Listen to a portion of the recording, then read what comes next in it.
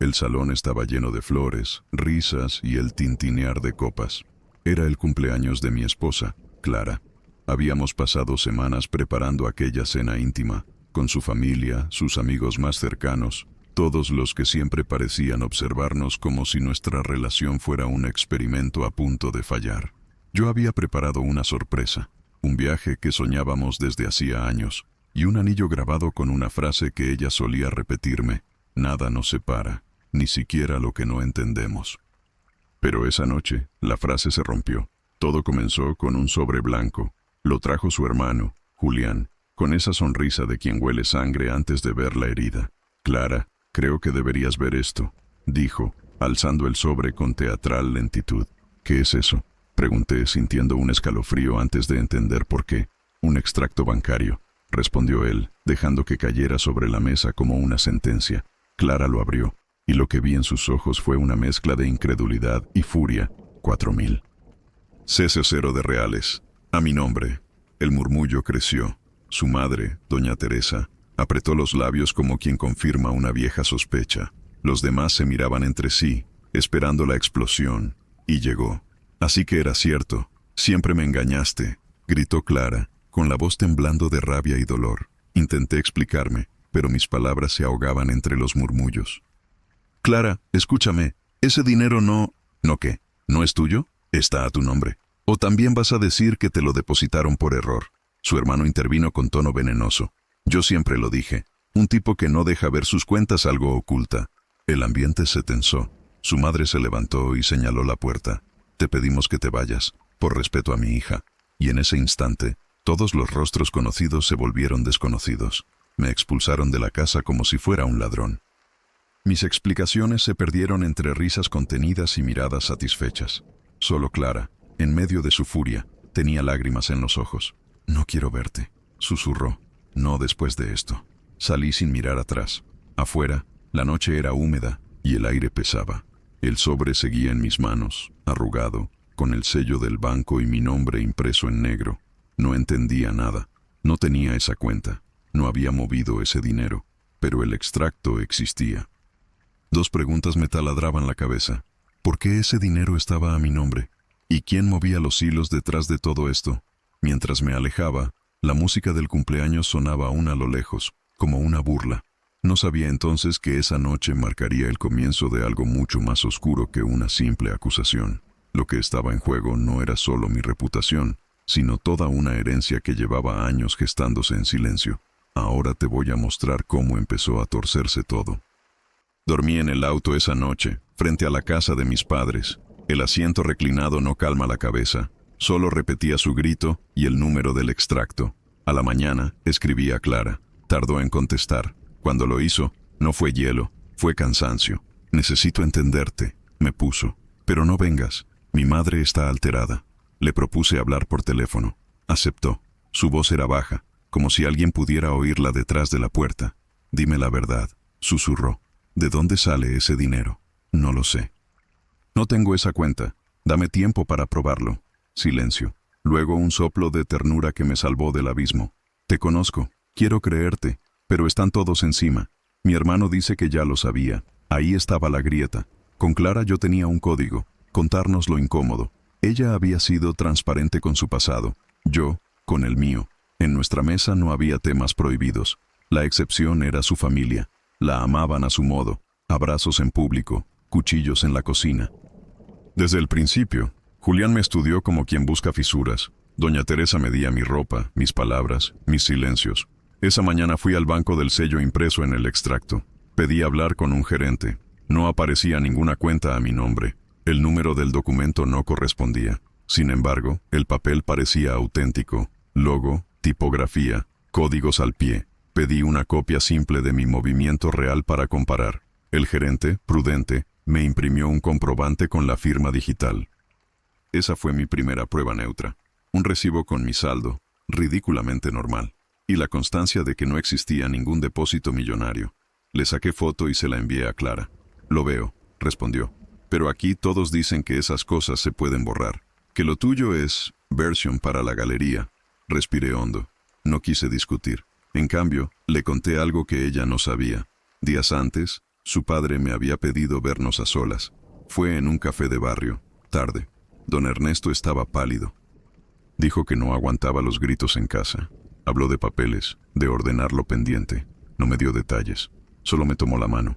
Cuida a mi hija cuando yo no esté. Recordé esa frase con un peso nuevo. En ese momento, no había entendido su urgencia. Volví al café. Pregunté al mozo si lo recordaba. Asintió. Me aseguró que nos vio hablar largo y que el viejo pagó en efectivo, con billetes doblados por el medio. Otro punto neutro, mínimo, pero cierto. Por la tarde, intenté acercarme a la casa de Clara sin entrar. Ella salió al portón. Nos miramos a distancia. Tenía los ojos rojos. Mi madre dice que devolverá tus cosas. Mi hermano quiere revisar tu laptop, me dijo crispada. No acepté, pero me están comiendo la cabeza. No te dejes, pedí. Algo raro hay aquí. Tu padre me buscó la semana pasada. Quería arreglar lo pendiente. ¿Te dijo algo? Me negó con la cabeza. Después miró a la ventana del living. Una cortina se movió. Sabíamos quién espiaba. No puedo más, murmuró. Demuéstramelo rápido. Le prometí hacerlo. No con gritos, con hechos. En mi teléfono noté un detalle. El número impreso en el extracto tenía un formato inusual, con un guión que ese banco ya no usaba. El recibo del gerente, en cambio, mostraba la serie nueva. Un cambio de norma. Pequeño, pero objetivo. Guardé los dos papeles en un sobre manila. Si alguien había fabricado ese extracto, no lo hizo a ciegas. Conocía nuestro entorno. Conocía la susceptibilidad de su familia. Conocía sobre todo que Clara me creería hasta que la rodearan. Lo que nadie sabía era que yo no iba a defenderme con histeria. Iba a observarlos, uno por uno, hasta que el ruido se cansara de sí mismo. Ahora te voy a mostrar de dónde salió la primera prueba que intentó hundirme. 3 días después, Julián apareció en mi trabajo. No pidió permiso, ni disimuló su soberbia. Entró con una carpeta bajo el brazo, saludó a mis compañeros como si los conociera de toda la vida, y fue directo a mi escritorio. Solo vengo a entregarte algo, dijo dejando la carpeta frente a mí. No te alteres. Dentro había impresiones de mensajes, chats, mi nombre, mi foto, conversaciones con una mujer llamada L. Los textos eran cortos, ambiguos, pero diseñados para herir. Nos vemos cuando ella no esté. No puedo hablar ahora. Está en casa. Me quedé helado. Sabía que no eran míos. Ni ese lenguaje, ni ese número. ¿De dónde sacaste esto?, pregunté. ¿De dónde sale todo?, sonrió. De tu necesidad de esconderte. Mis compañeros bajaron la mirada. Yo no supe qué hacer. Julián se fue dejando una frase en el aire. Tarde o temprano, la verdad se filtra. Llamé a Clara de inmediato. Contestó con la voz partida. ¿Son ciertos esos mensajes?, preguntó sin rodeos. No, Clara, jamás escribí eso. Pero usan tu foto, tu tono, incluso tu forma de firmar. Justo por eso alguien lo fabricó. Silencio, respiraciones entrecortadas. Mi hermano me los mostró esta mañana. Dijo, dice que la mujer existe, que trabaja contigo. Me quedé mudo. La supuesta L era Laura, una colega con la que apenas compartía reuniones. Al colgar fui a su escritorio. Laura, necesito saber si alguien te ha escrito en mi nombre. Me miró desconcertada. ¿En tu nombre? No, aunque hace días recibí un correo raro, sin asunto. Decía, gracias por cubrirlo todo. Pensé que era spam. Le pedí que me lo reenviara. El remitente no existía, dirección falsa. Pero el detalle más perturbador era el tiempo. El mensaje había llegado 1 hora antes de la fiesta de cumpleaños de Clara. Esa sincronía no podía ser casual. Volví a casa esa noche, sin entrar, solo para observar. Vi a Julián salir con una bolsa negra llena de papeles. Luego a su madre, hablando por teléfono, gesticulando como si diera instrucciones. Todo era demasiado coordinado, demasiado teatral. El domingo siguiente, Clara me citó en una cafetería. Tenía los mensajes impresos, doblados con cuidado. Dime que hay una explicación, pidió. La hay, pero no la tengo aún. Sus ojos buscaron los míos, intentando encontrar al hombre que conocía. Entonces encuéntrala pronto, dijo, y se fue. Mientras la veía alejarse, entendí algo. No querían solo destruir mi relación, querían aislarme. Sin pruebas concretas, mis palabras pesaban menos que el papel impreso, pero cometieron un error. En uno de los mensajes falsos, la geolocalización automática estaba activa, y el punto de origen no era mi casa, era la de Julián. Ahora te voy a mostrar cómo esa coincidencia terminó exponiendo algo mucho más grande. Decidí no enfrentar a Julián de inmediato. Fingí calma, como quien acepta la derrota para observar mejor. Fui al banco otra vez. Pedí una copia certificada del supuesto extracto. El gerente me confirmó que el número de cuenta impreso pertenecía, en efecto, a una sucursal antigua, pero cerrada hacía más de 10 años. Imposible que tenga movimiento actual, me aseguró. Esa tarde imprimí todo, los chats falsos, los correos sin remitente, las capturas con metadatos. Puse cada hoja en carpetas rotuladas y fui a la casa de Clara, no para entrar, para mirar desde afuera. Vi la luz del despacho encendida. Dentro, su madre revisaba papeles con Julián. Hablaban bajo, pero los gestos eran claros. Risa contenida, satisfacción. El lunes, Clara me escribió. Encontré algo tuyo en el escritorio de mamá. No sé si lo dejaste aquí. Era un recibo de una transferencia, a mi nombre, desde una cuenta desconocida, por la misma cifra, 4.000 de reales. Solo que esta vez la firma no era la mía. Era una firma mal imitada, con una curva exagerada en la inicial. Cuando se lo mostré al gerente, lo confirmó. Esto es un documento escaneado y manipulado. Ni siquiera corresponde al formato actual. Ya no había duda. Alguien dentro de la casa fabricaba pruebas. Llamé a Clara. ¿Puedo verte? Nos reunimos en el parque donde solíamos caminar. Le mostré los informes, los sellos, los códigos. Ella lloró. No sé qué pensar, dijo. Mi hermano jura que solo quiere protegerme. De mí, ironicé. Ella bajó la mirada. Papá siempre desconfiaba de él, murmuró. Dijo una vez que si algo le pasaba, revisara su estudio. Ahí sentí el escalofrío. Esa misma noche, con la excusa de buscar mis pertenencias, volví a la casa. Clara me abrió mientras su madre dormía. En el estudio del difunto Ernesto encontré un cajón cerrado. Dentro, carpetas legales, copias de testamentos antiguos y una nota escrita a mano. Cambiar beneficiario. Entregar a Martín. Martín, mi nombre. El aire se volvió denso. Clara se cubrió la boca. ¿Papá te dejó algo? No lo sé, pero parece que sí. Escuchamos pasos. Era Julián. Su sombra se dibujó en la puerta. ¿Qué hacen aquí?, preguntó, con una sonrisa tensa.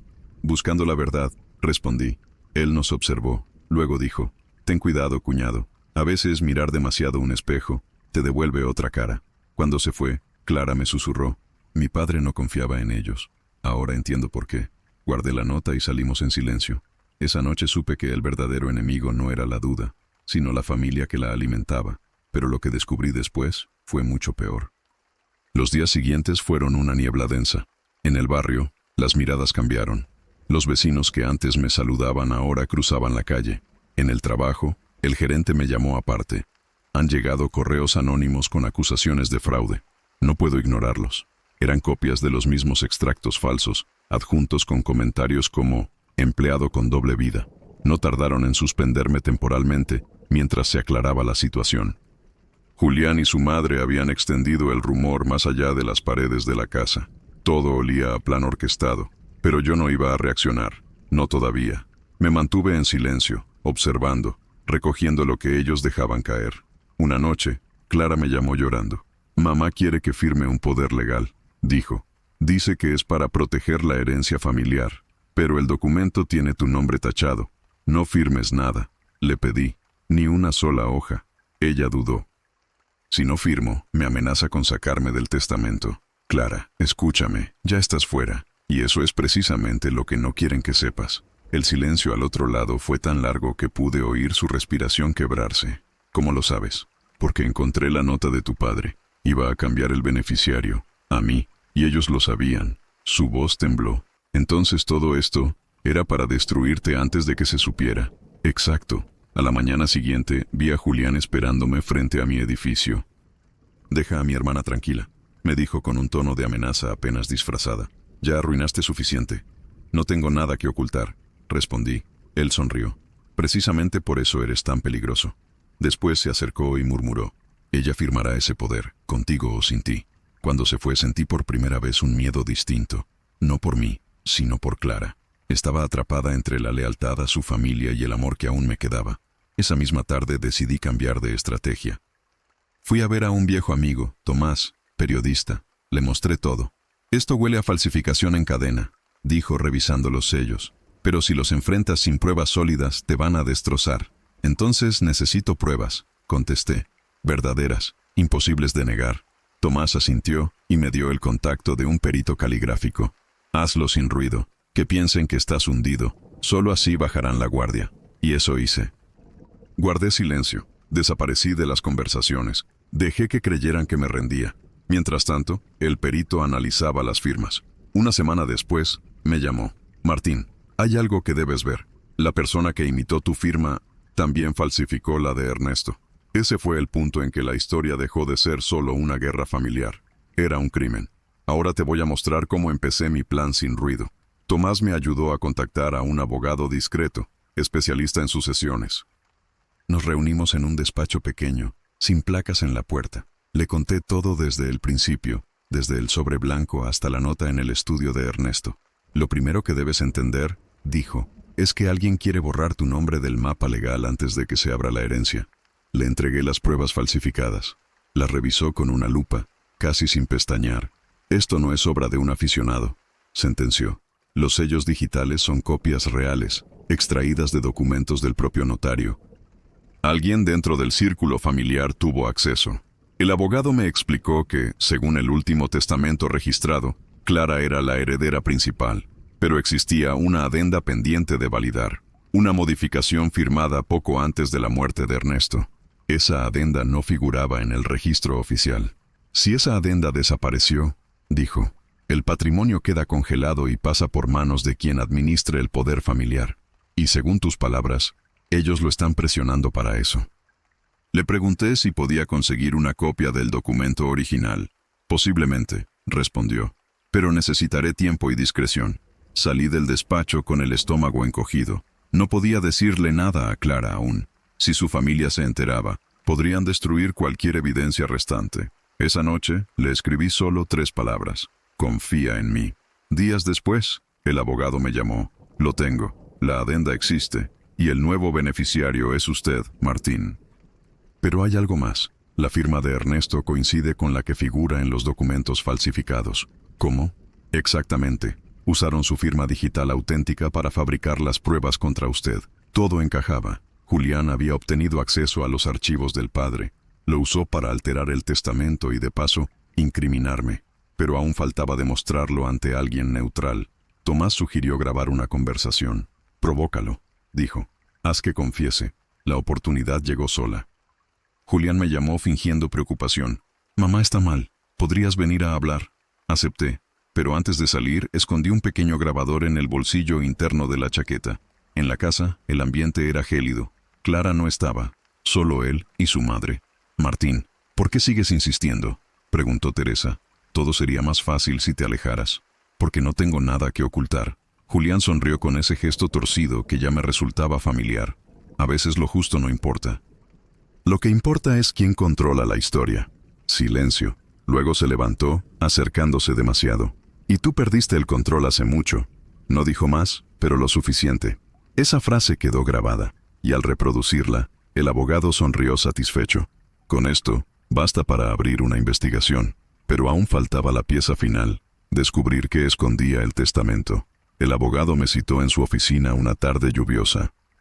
Llegó el momento de ver el documento completo, me dijo entregándome una carpeta sellada. Dentro estaba la adenda original del testamento de Ernesto. El texto era breve, apenas unas líneas, pero bastaba para cambiarlo todo.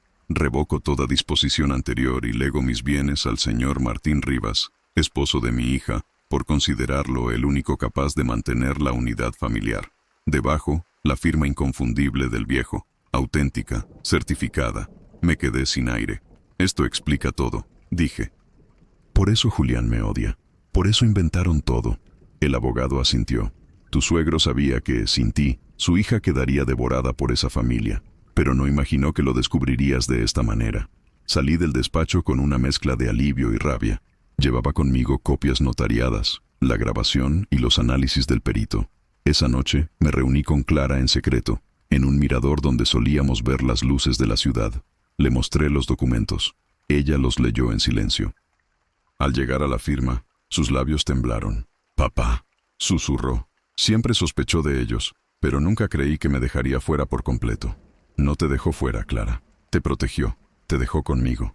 Ella me miró, los ojos llenos de lágrimas.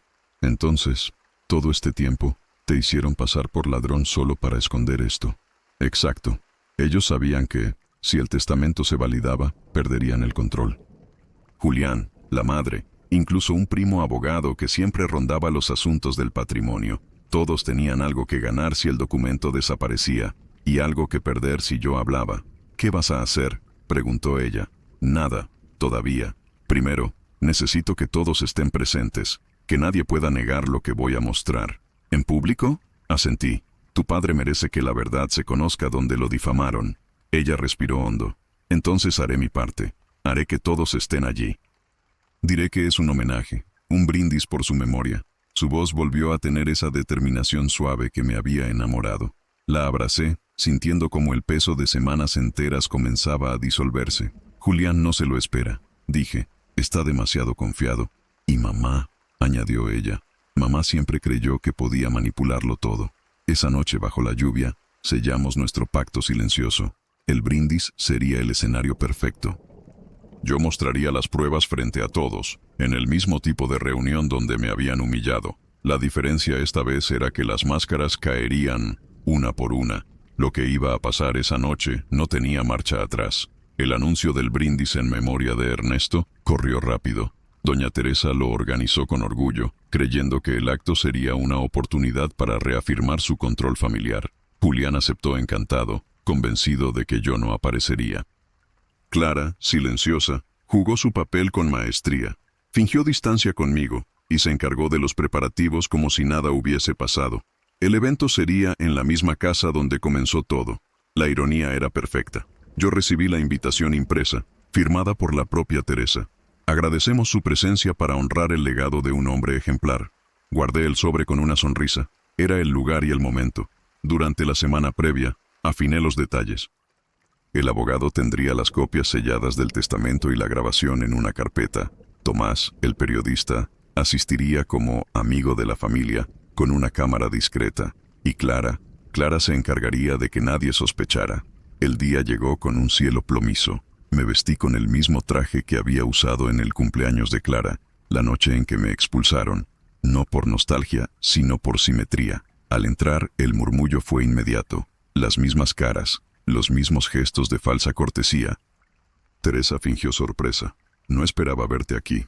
Vine a honrar a quien me consideró un hijo, respondí. Julián me observó de lejos, cruzado de brazos, calculando mis movimientos. A las 8, comenzó el brindis. Teresa habló con voz solemne, recordando las virtudes de un hombre recto que supo elegir bien a quién confiar. La frase me atravesó. Clara, a su lado, fingía serenidad. Cuando levantaron las copas, ella me miró. Era la señal. Tomé la palabra sin pedir permiso. Permítanme decir unas palabras también, dije, y el salón se silenció. Ernesto me enseñó algo que nunca olvidé. La verdad no necesita defenderse, solo mostrarse. Saqué del maletín la carpeta sellada. Hace semanas fui acusado de robar, de engañar, de mentir. Hoy, en esta misma casa, quiero que todos vean por qué. El ambiente se tensó. Julián se adelantó. Esto no es lugar para tus delirios, dijo. No, tienes razón, contesté. Es el lugar exacto. Aquí empezó todo. Aquí debe terminar. Clara abrió el sobre y extrajo la copia certificada del testamento. La dejó sobre la mesa, delante de todos. El silencio fue absoluto. Antes de leerlo, continué. Quiero que escuchen algo. Tomás activó la grabación. La voz de Julián sonó clara. A veces lo justo no importa. Lo que importa es quién controla la historia. Un murmullo recorrió la sala. Teresa palideció. Clara respiró hondo. Tomó mi mano y dijo, ahora sí, léelo. Yo sabía que al pronunciar las próximas palabras, ya no habría vuelta atrás. No puedo retrasarlo más. La verdad está a punto de ponerse sobre la mesa. El murmullo se volvió un zumbido incómodo. Tomé el documento y lo abrí lentamente. La firma de Ernesto brillaba bajo la luz del comedor. Este es el testamento original de tu padre, Clara, dije, con fecha y certificación legal. Levanté la vista hacia Teresa y Julián, y en él me nombra como heredero legítimo, no por dinero, sino por confianza. Julián soltó una risa amarga. Falso. Eso es una copia inventada. Curioso, respondí, porque el notario acaba de certificarlo esta misma semana. Y además, la firma coincide con la que tú usaste para falsificar los documentos contra mí. La grabación volvió a sonar. A veces lo justo no importa. Lo que importa es quién controla la historia. Las caras se contrajeron. Teresa buscó apoyo en su hijo, pero Julián estaba rígido, sin palabras. También enviaron mensajes falsos, continué, usando mi foto, mi nombre, pero se les olvidó un detalle, la geolocalización. Todos esos mensajes salieron desde esta casa, desde tu habitación, Julián. Clara lo miró con lágrimas en los ojos. ¿Por qué, Julián? ¿Por qué hiciste esto? Él no contestó. Porque tu padre me eligió a mí, no a ti, dije yo acercándome. Y tú no soportaste perder. El abogado intervino, mostrando las pericias. Aquí tienen la comparación de firmas. Falsificación digital con acceso directo a los archivos personales del señor Ernesto. Miró a Teresa. Usted tenía las claves, ¿verdad? La mujer se desplomó en la silla. Solo quería proteger lo nuestro, susurró. ¿Protegiendo? Interrumpió Clara. Arruinando la vida de mi esposo. El silencio que siguió fue brutal. Todos los presentes lo sintieron. El aire pesado, la vergüenza colgando del techo. Papá confió en ti, mamá, continuó Clara. Y tú le devolviste traición. Teresa lloró sin mirar a nadie. Julián intentó hablar, pero Tomás, con su cámara oculta, ya había grabado todo. Esto se entregará mañana al tribunal, anunció el abogado. La falsificación y la difamación tienen consecuencias penales. Me volví hacia Clara. Nunca dudé de ti. Ella tomó mi mano. Y yo de ti, aunque me hicieron creer lo contrario. El salón, antes escenario de mi humillación, ahora era el tribunal de mi absolución. Este era el legado de tu padre, dije. No los bienes, sino la verdad. Clara asintió. Julián se apartó, derrotado. Teresa hundió el rostro entre las manos. El brindis en honor a Ernesto terminó siendo el juicio que nadie esperaba, y mientras el reloj marcaba la medianoche, comprendí que el peso de esas semanas había valido la pena. La verdad, por fin, estaba sobre la mesa. Lo que vino después fue el precio de la justicia. Al día siguiente, el abogado presentó la denuncia formal. Las pruebas eran tan sólidas que ni Julián ni Teresa intentaron negarlas. El notario confirmó la autenticidad del testamento, y las autoridades abrieron una investigación inmediata por falsificación de documentos y difamación. La noticia corrió rápido. El apellido de la familia, antes símbolo de prestigio, se volvió sinónimo de escándalo. Julián perdió su puesto en la empresa familiar. Teresa se refugió en casa de una amiga, evitando a la prensa. Por primera vez, el silencio que ellos habían usado como arma se volvió su castigo. Clara y yo pasamos días sin hablar del dinero. No hacía falta. Cuando el abogado nos comunicó que el patrimonio sería finalmente liberado, lo primero que hicimos fue devolver gran parte a fundaciones locales. No quiero que esto se convierta en una herencia manchada, dijo ella. Papá habría querido que sirviera para algo bueno. Yo asentí. El dinero nunca fue el punto. Era la verdad. La libertad de no cargar con una mentira ajena. Una semana después, Julián pidió verme. Nos reunimos en un café vacío. No vine a justificarme, dijo. Solo a pedirte que cuides a mi hermana. Eso ya lo hago, respondí. Incluso cuando ustedes intentaron destruirnos. Me miró, derrotado, pero con un atisbo de sinceridad. Papá te vio como el hijo que nunca tuvo. Yo no soporté eso. No respondí. A veces el silencio es la única sentencia que merece un traidor. Al salir, el aire se sentía más liviano. El abogado me llamó poco después. El tribunal dictó la resolución. Usted es reconocido oficialmente como heredero legítimo y no habrá apelaciones. Cerré los ojos. No por triunfo, sino por alivio. Esa noche, Clara y yo volvimos al salón donde todo había comenzado. Las luces apagadas, la mesa vacía. Puse el sobre con el testamento sobre la madera y le dije, aquí termina lo que ellos empezaron. Ella sonrió, y empieza lo que nosotros construiremos. No hubo brindis, ni testigos, ni discursos. Solo la sensación de haber sobrevivido a un incendio sin perder lo esencial. Pero incluso después de la justicia, algo dentro de mí sabía que la historia aún no había terminado.